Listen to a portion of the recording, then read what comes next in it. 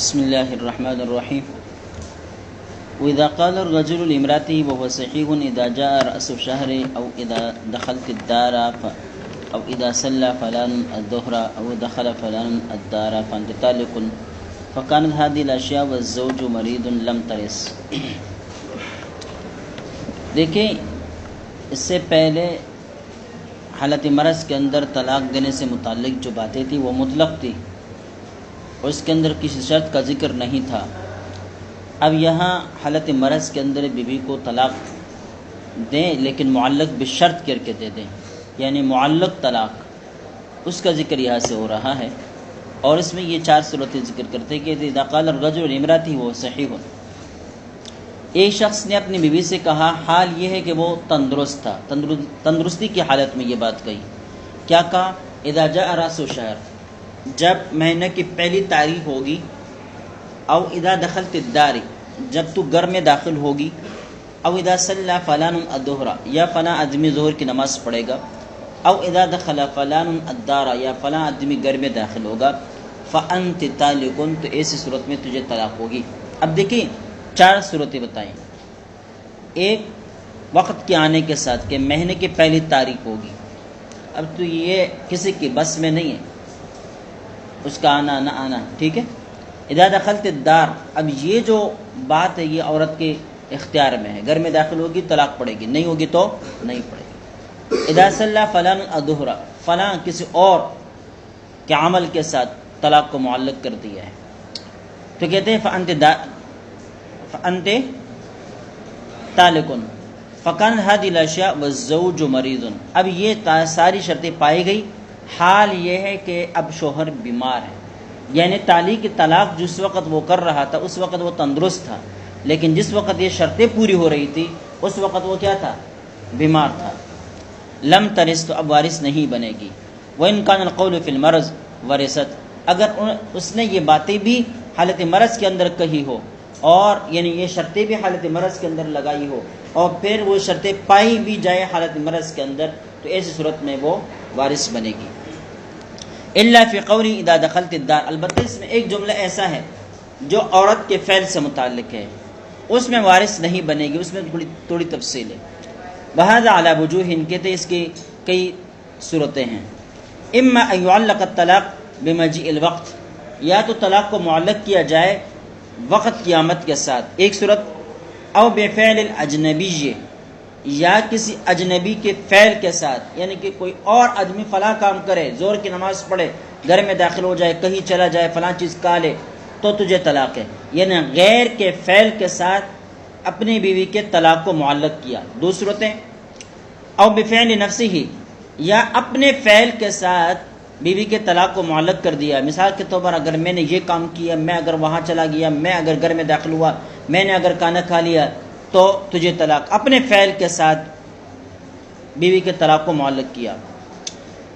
Number 4. او بفعل المرأة، اپنے فعل کے ساتھ بھی نہیں، غیر کے فعل کے ساتھ بھی نہیں، وقت کے ساتھ بھی نہیں، بلکہ عورت کے فعل کے ساتھ طلاق کو معلق کیا. اگر تو نے ایسا کہا، تو نے ایسا کیا، تو گھر میں داخل ہو گئی، تو نے فلاں فلاں کام کر دیا، تو تجھے طلاق ہے، ٹھیک ہے.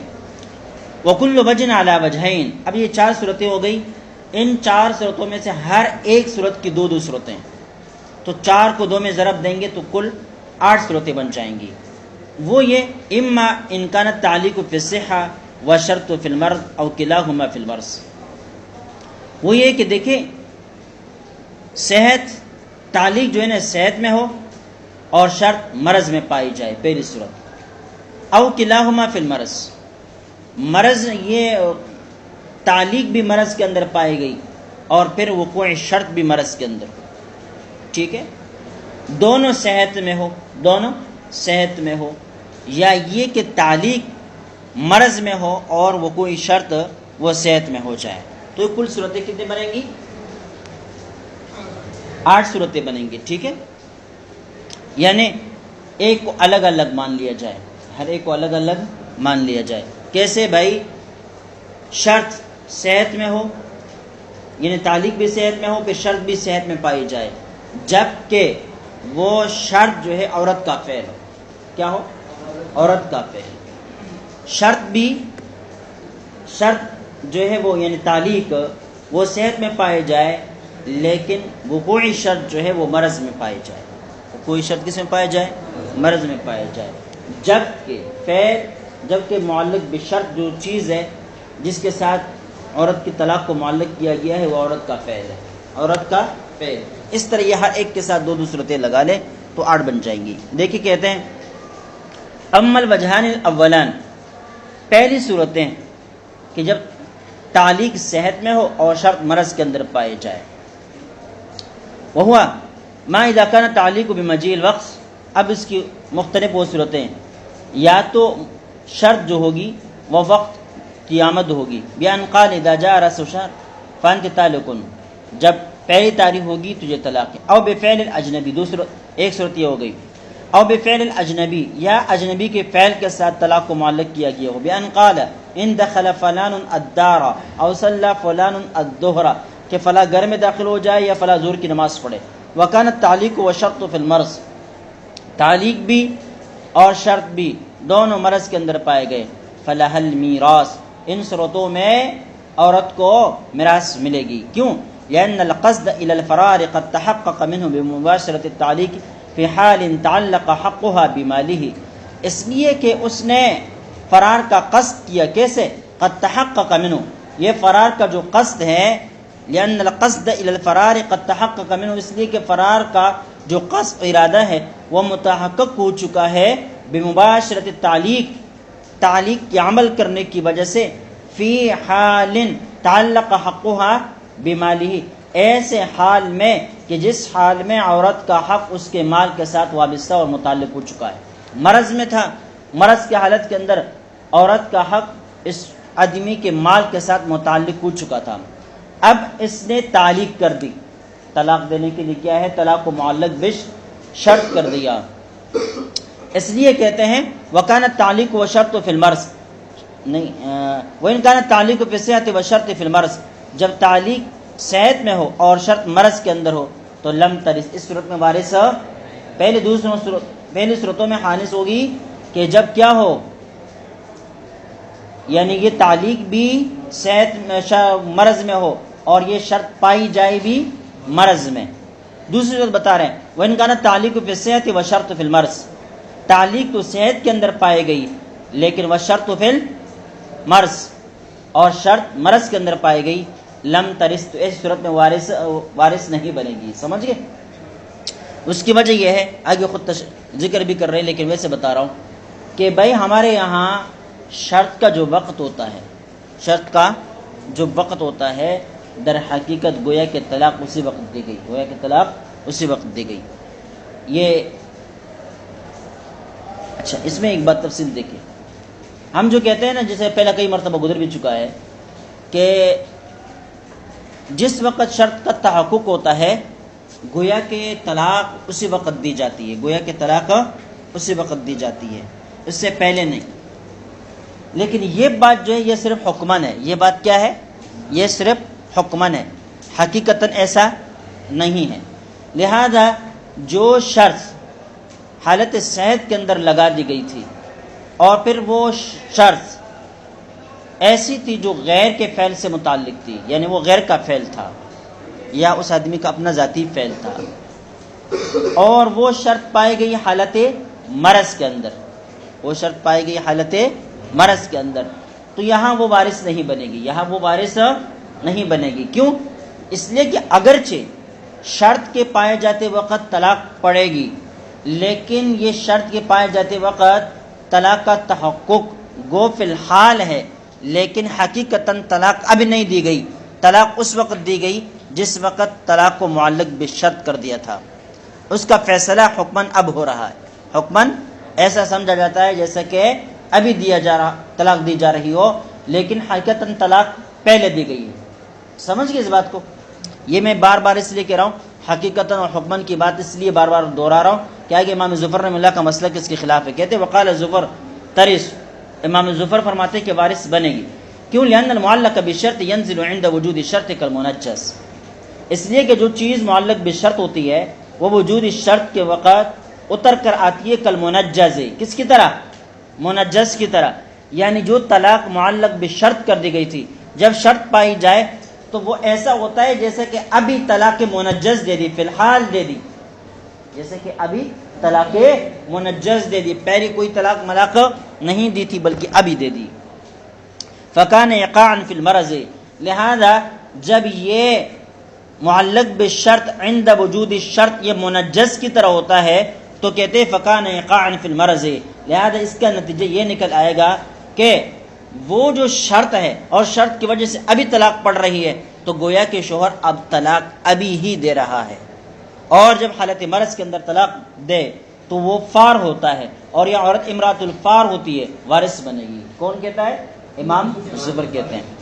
اولا نام کہتے ہیں نا تعلیق السابق یسیر تطلیقا عند شرط حکما لا قصدا، ہم کہتے ہیں تعلیق سابق جو ہے یہ شرط کے پائے جانے کے وقت تطلیق بن جاتی ہے، لیکن حکمن لا قصدن، حکمن کے حکم کے اعتبار سے، نہ کہ حقیقت اور قصد کے اعتبار سے۔ قصدن تو طلاق پہلے دی ہے، حقیقت میں طلاق پہلے دی ہے، لیکن اس کا تحقق اب ہوا، اس کا وقوع اب ہوا، ٹھیک ہے۔ ولا ظلم الا عن قصد، اور کہتے ہیں ظلم ارادے کی بنا پر ہوتا ہے، اور جس وقت وہ طلاق دے رہا تھا یا معلق بشرط کر کے، اس وقت وہ صحت مند تھا، وہ عورت سے بھاگنے کا ارادہ رکھے ہوئے نہیں تھا، وہ بیمار ہو جانے کے بعد شرط کا تحقق حالت مرض کے اندر ہوا تو اس میں اس کا کوئی عمل دخل نہیں ہے۔ فلا يرد تصرفه، لہذا اس کا جو تصرف ہے وہ رد نہیں کیا جائے گا اور عورت وارث نہیں بنے گی۔ اما الوجہ الثالث، تیسری وجہ وما علق بفعل نفسه، کہ جب طلاق کو معلق بشرط کر لے اپنے فعل کے ساتھ، فسواء كان تعلیق فی الصحة وشرط فی المرض او كان فی المرض والفعل مما له بد او لا بد منه، تو آپ کہتے ہیں یہ تعلیق صحت میں ہو، شرط مرض میں ہو، یا دونوں مرض میں ہو، والفعل مما له بد او لا بد له منه، اور فعل بھی ایسا ہو جس کے بغیر چارہ کار ہو یا ایسا ہو جس کے بغیر کوئی چارہ کار نہ ہو۔ بعض کام ایسے ہوتے ہیں جس کے بغیر کیا ہے چارہ کار نہیں ہوتا، مطلب زندگی نہیں گزرتی، اور بعض کام ایسے ہوتے ہیں جس کے بغیر بھی گزارا چل سکتا ہے۔ مثال کے طور پر اگر اس شوہر نے یہ کہا تھا کہ اگر میں گھر میں داخل ہوا تو تجھے طلاق، اب گھر میں داخل نہ ہو جائے تب بھی زندگی گزرے گی، تب بھی، تو یہ مالا بدھ نہیں ہے، یہ بلکہ یہ ایسا ہے جس کے لیے جس سے اس کو چھٹکارا بھی حاصل ہو سکتا ہے، سمجھ گئے۔ اور دوسرا ایسا فعل ہے کہ جس کے بغیر چارہ کار ہوتا نہیں، کیا مطلب؟ وہ یہ کہے کہ میں نے اگر کھانا کھایا تو تجھے طلاق، اب اگر یا کھانا نہیں کھائے گا تو مر جائے گا، اب بات سمجھ میں نہیں آئے، تو یہ ایسے شرط ہے کہ لابد منہ ہے، مطلب یہ ضروری ہے، یہ کیا ہے؟ ضرورت ہے اور ضروری ہے۔ حضرت فرماتے ہیں کہ بھائی ایسا عمل ہو جو ضروری ہو یا ایسا عمل ہو جو ضروری نہ ہو، لیکن جب اس نے طلاق اس امر ذاتی فعل کے ساتھ معلق کر دیا ہے تو حالت مرض کے اندر کرے یا تندرستی کے اندر کرے، اور شرط جو ہے نا مرض کی حالت میں پائے جائے، دونوں صورتوں میں فیسیر فارن، یہ فار ہوگا لوجود قصد الابطال، اس لیے کہ عورت کے حق کو باطل کرنے کا قصد یہاں پایا گیا ہے، ٹھیک ہے۔ اب اما بالتعلیق او بمباشرت الشرط فی المرض، یا تو تعلیق کر کے عورت کے حق سے بھاگنے کا ارادہ کیا کہ طلاق دی ہے، معلق بشرط دی ہے، لیکن ارادہ کس کا تھا؟ بھاگنے کا تھا۔ او بمباشرت الشرط فی المرض، یا اگر حالت صحت کے اندر معلق بشرط طلاق دے دی تھی لیکن شرط کا ارتکاب حالت مرض کے اندر کیا، شرط کا ارتکاب کب کیا؟ حالت مرض کے اندر کیا، تو حالت مرض کے اندر شرط کے ارتکاب کرنے سے بھی یہ فار بنے گا، یعنی عورت کے حقوق کی ادائیگی سے بھاگنے والا بنے گا، اور وہ عورت امرۃ الفار قرار پا کر وارث بنے گی۔ وَإِن لَمْ يَكُنْ لَهُ مِنْ فِعْلِ الشَّرْطِ بُدٌّ، کہتے ہیں اب تم کہو گے کہ حالت مرض کے اندر اس نے شرط کا ارتکاب اس لیے کیا ہے کہ یہ اس کے لیے ضروری تھا، اس کے بغیر اس کی زندگی نہیں گزر سکتی تھی، باقی نہیں رہ سکتا تھا، اس وجہ سے اس نے ارتکاب کر دیا مجبوراً، لہذا عورت کو وارث نہیں بنا لینا چاہیے۔ تو جواب دے رہے ہیں وَإِن لَمْ يَكُنْ لَهُ مِنْ فِعْلِ الشَّرْطِ بُدٌّ، کہتے ہیں اگر شرط کے فعل سے اس کے لیے کوئی خلاصی نہیں تھی، فَلَهُ مِنَ التَّعْلِيقِ أَلْفَ بُدٍّ، تو اس کے لیے کیا تھا بھائی؟ شرط کو طلاق کو معلق بشرط کرنے سے اس کے لیے ہزاروں راستے تھے۔ کیا مطلب؟ شرط کو معلق فعل کیا ہے؟ طلاق کو اس فعل کے ساتھ معلق کرتے ہی نا، جس کام سے تیرا پھر گزارا ہوتا نہیں ہے، جس کے بغیر تو ایسے کام کے ساتھ تم نے بیوی کے طلاق کو معلق کیوں کیا؟ سمجھ گئے؟ لہذا دونوں صورتوں میں یہ مجرم ہے۔ فیرد تصرفہ، لہذا اس کا جو تصرف ہے وہ رد کر دیا جائے گا، دفعا للضرر عنہا، عورت سے ضرر کو دفع کرنے کے لیے۔ اما الوجہ الرابع وما اذا علق بفعلها، جب طلاق کو عورت کے فعل کے ساتھ معلق کر دی، چوتھی صورت بنتی ہے۔ فإن كان التعليق وشرط في المرض، اگر تعلیق اور شرط دونوں مرض کے اندر پائے جائے، والفعل مما لها منه بد، اور عمل بھی ایسا ہے کہ جس کے بغیر زندگی گزاری جا سکتی ہے، کلام زید ونحو، جیسے کہ زید کے ساتھ کلام کرنا وغیرہ۔ مثال کے طور پر شوہر نے بیوی سے کہا اگر تو نے ان تکلمت زیدا فانت طالق، اگر تو نے زید کے ساتھ بات کی تو تجھے طلاق ہے۔ اب زید کے بغیر بھی اس کی زندگی گزر سکتی ہے، سمجھ گئے؟ لم ترث، ایسی صورت میں اگر وہ زید کے ساتھ باتیں کرتی ہے تو طلاق اس کو پڑے گی اور وارث نہیں بنے گی، اس لیے کہ وہ خود مجرم ہے۔ لأنها راضیۃ بذلک، اس لیے کہ وہ خود راضی۔ وإن كان الفعل لا بد لها منه، ہاں اگر فعل ایسا ہو کہ جس کے بغیر عورت کا زندگی نہیں گزر سکتی، کأکل الطعام وصلاة الظہر وکلام الابوین ترث، جیسے کہ شوہر اس کو یہ کہے اگر تو نے کھانا کھایا تجھے طلاق ہے، یا اگر تو نے ظہر کی نماز پڑھی تجھے طلاق، یا اگر تو نے والدین سے باتیں کی تجھے طلاق ہے۔ ایسی صورت میں اگر عورت کھانا کھاتی ہے، ظہر کی نماز پڑھتی ہے یا والدین سے بات کرتی ہے، طلاق تو پڑے گی لیکن ترث و وارث بھی بنے گی۔ کیوں؟ لأنها مسترغة في المباشرة، اس لیے کہ اس کام کے لیے وہ مجبور ہے۔ لما لها في الامتناع من خوف الهلاك في الدنيا وفي العقبة، اس لیے کہ یہاں اگر وہ کام سے رک جائے گی یا تو دنیا میں ہلاک ہو جائے گی یا آخرت میں ہلاک ہو جائے گی۔ دنیا میں کیسے ہلاک ہو جائے گی؟ کھانا چھوڑ دے گی تو مر جائے گی، اور فی العقبہ یا والدین سے بات چھوڑ دے گی یا ظہر کی نماز چھوڑ دے گی تو آخرت تباہ ہو جائے گی۔ ولا رضا مع الاضطرار، لہذا بے چینی کے ہوتے ہوئے رضامندی نہیں پائی جاتی۔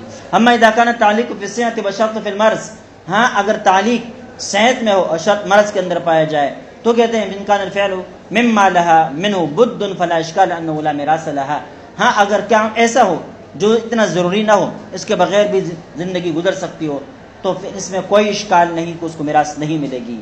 وإن كان مما لا بد لا منه، اگر کام ایسا ہو کہ جس کے بغیر چارہ کار ہو سکتا ہو، فكذلك الجواب عند محمد، تو پھر بھی امام محمد رحمہ اللہ فرماتے ہیں کہ یا طلاق تو پڑے گی لیکن وارث نہیں بنے گی۔ وقول الزفر لأنه لم يوجد من الزوج صنع بعد ما تعلق حقها بماله، اس لیے کہ یہاں شوہر کی طرف سے کوئی ایسا فعل نہیں پایا گیا جب عورت بعد ما تعلق حقها بماله، جب عورت کا حق شوہر کے مال کے ساتھ متعلق ہو گیا تھا، اس کے بعد شوہر کی طرف سے کوئی ایسا فعل نہیں پایا گیا جس کی وجہ سے اس کو مجرم قرار دے کر، فار قرار دے کر عورت کو اس کے وارث بنا دیا جائے۔ وعند ابی حنیفہ و ابی یوسف شیخین کہتے ہیں ترث وارث ہوگی، لأن الزوج الجأها الى المباشرہ، اس لیے کہ شوہر ہی نے تو اس عورت کو اس کام پر مجبور کر دیا ہے۔ فینتقل الفعل الیہ، لہذا عورت کا جو یہ فعل ہے یہ شوہر کی طرف منتقل ہوگا۔ کأنها آلۃ له کما فی الاکراہ، گویا کہ عورت شوہر کے لیے علیہ کار بن گئی، علیہ کار بن گئی، جیسے کہ اکراہ کی صورت میں یہی ہوتا ہے کہ مکرہ کے اوپر مکرہ مجرم ٹھہرتا ہے اور سارا تاوان اسی کے اوپر آتا ہے۔ تو یہاں پر بھی گویا کہ شوہر نے اپنی بیوی کو طلاق کے لیے استعمال کیا اور اس کو اپنا علیہ کار بنا دیا، لہذا اس فعل کی نسبت شوہر کی طرف ہوگی اور عورت وارث بنے گی۔ وَإِذَا طَلَّقَ ثَلَاثٌ وَمَرِيضٌ ثُمَّ صَحَّ ثُمَّ مَاتَ لَمْ تَرِث، آگے باب الرجعہ پڑھتے ہیں، کوئی مسئلہ نہیں، استاد تو ویسے نہیں آئیں گے، آئے ہوئے اچھا۔